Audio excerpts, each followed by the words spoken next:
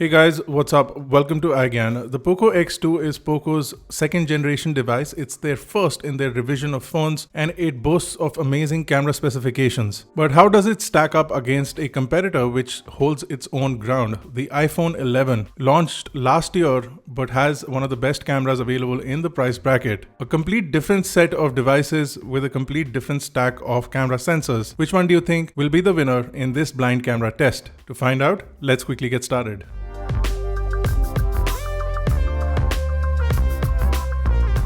So the Poco X2 has a quad camera setup on the back, a 64 megapixel f1.9 main camera, an 8 megapixel ultra wide camera with an f2.2 aperture, a 2 megapixel macro camera and a 2 megapixel depth sensor. The front also has dual cameras, a 20 megapixel main camera along with a 2 megapixel depth sensor that will allow for better portrait selfies according to the company. The iPhone 11 on the other hand has a simpler camera setup, a 12 megapixel main camera with an f1.8 aperture and a 12 megapixel ultra wide camera with the f2.4 aperture.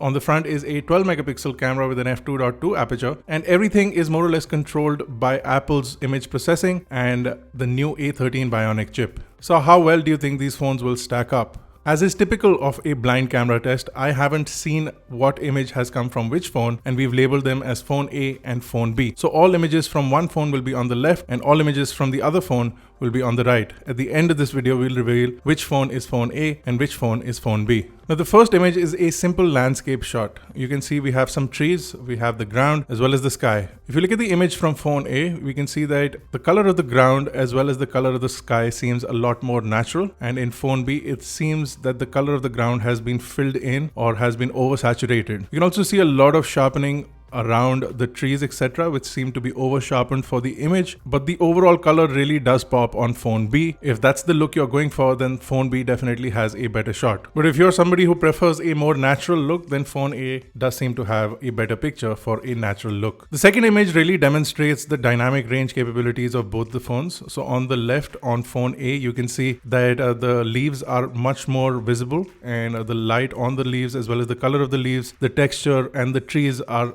much more visible on phone A, whereas on phone B there is a lot of dark spots, not a lot of high dynamic range sort of pulling in. And bear in mind guys, these pictures were clicked in auto mode with HDR enabled, so all of these are in standard settings. We've not tweaked around anything, just picked up the phone and clicked a picture. So this is in the optimal settings according to the smartphone itself. So definitely a better picture according to me on phone A. Again, I do not know which one is phone A and which one is phone B, and I will not know until I see this video later on. Image 3 is a really good example of what smartphones are capable of nowadays. In phone A, we can see that the petals of the flower we're trying to get into focus are really sharp. You can see the texture entirely, also of the stem below the flower. The colors are really nice and very natural looking, and the bokeh is really good and it seems very natural, the depth as well. On the right in phone B, we can see that the petals are not so sharp and the image seems slightly more saturated than the image on phone A, but overall really good images from both the phones. Now picture 4 is also very identical at first. You can see that the colors also look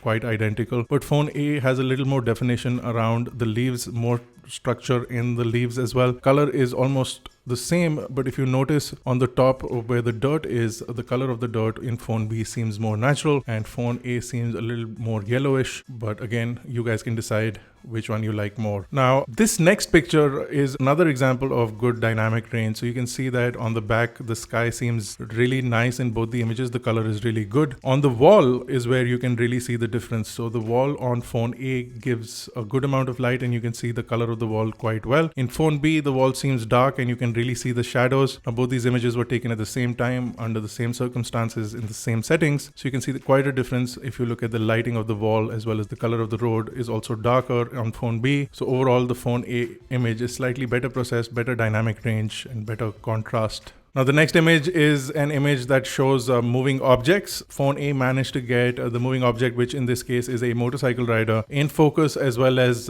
good shutter speed, so the image comes out as stationary, doesn't give you that moving shot, whereas in phone B the image is not in focus or the moving object is not in focus, and also it couldn't manage to adjust the shutter speed quick enough to get a really spot on image where you can see the subject of the image without the motion blur. But if you're going for a motion blur shot. In some cases people are, because it sort of makes it look like the motorcycle is going faster. Then phone B will definitely come in handy for that if that's the look you're going for. Again, this next image is very difficult to differentiate from each other. It's actually quite identical, good amount of color in both the devices. A little bit more saturation on phone B as always. If you see around the white bear as well as the pink bear, a lot more saturation and slightly better sharpness in phone A around the flowers, but overall quite similar images from both the devices. Now the next image shows depth without using a portrait mode, so you can see that the texture of this jute material on the right is coming out really nicely on phone A, and the color is also quite nice, whereas phone B struggles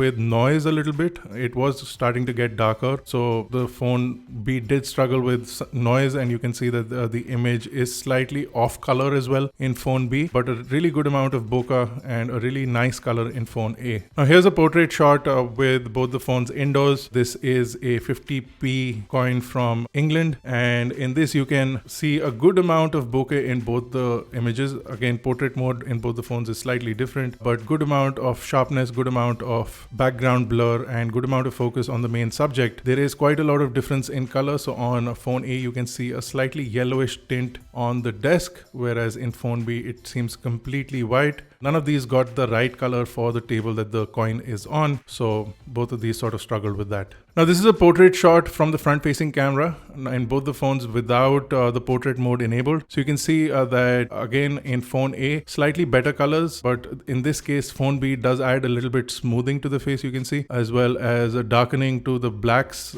So the sweatshirt that I'm wearing seems quite darker, and also in the background you can see that the trees and the leaves and the general area around my shoulder seems quite dark. Now this is the same shot with the portrait mode enabled, and you can see really good edge mapping in both the devices. Again, it seems a little more darker in phone B, but it's just a look and you can adjust it in post as well, but it does add a lot more smoothing to the face in phone B, whereas phone A seems slightly more natural. This is another portrait mode. In this, the phone A didn't manage to get the face as bright as phone B did, and also phone B is applying a lot of sharpening, so you can see the textures on the face quite well, and in general both these portrait shots are actually really good. Here's another example. Phone A manages to get a really natural looking skin tone as well as a good amount of texture. Phone B is applying quite a lot of sharpening. Again, you can see a lot more textures. So very similar shots, but phone B seems slightly more processed, whereas phone A seems slightly more natural. This is again a shot with auto mode, no portrait mode. So this is the depth of the sensors themselves. So this is just to give you an example of what the natural bokeh looks from the camera, and again really good on both the phones. Color is almost identical. There is slightly more focus on camera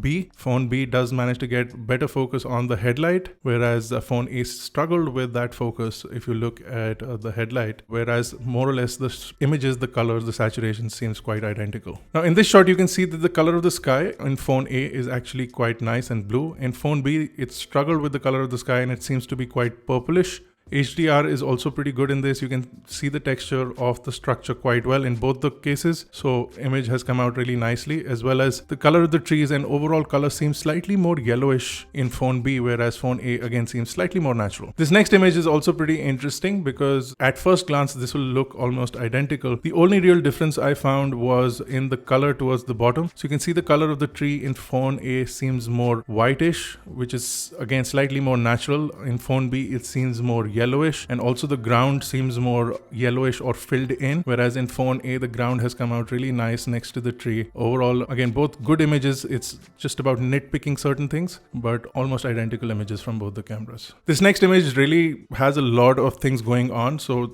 a good camera will not struggle with the detail, but a somewhat mediocre camera will struggle with the detail, and you can really demonstrate that the trees in phone A are really sharp, and all the structures from the beginning to the end are in really good focus and are really sharp, whereas phone B seems to be off a little bit here and there, and the tree in the background, the leaves seem to be really soft. But overall light and color also seems quite identical. Slightly more yellow on phone B. I'm seeing a trend here, slightly more yellowish images on a phone B. Again, a really good example, and at first glance you won't see too much of a difference in both these portrait shots, but in phone B you can see that the stand of the board is also in focus, whereas in phone A the stand of the board is not in focus. So in this case phone B does manage to get a better portrait, but again if you look at the color of the path on both the phones, phone B does seem to be slightly more yellow. Color of the sky in both cases is good. Portrait and depth in both cases is really good. So those were all the images that we wanted to show you for the blind camera test. Which one do you think is phone A and which one do you think is phone B? I'm going to go get the results and I'm going to reveal them to you right now.